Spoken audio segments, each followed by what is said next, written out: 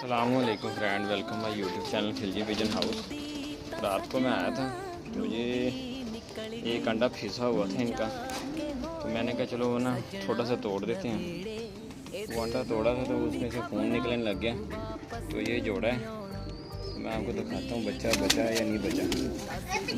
ओहो, बच्चा नहीं बचा। अच्छा, दूसरा बच्चा भी गया।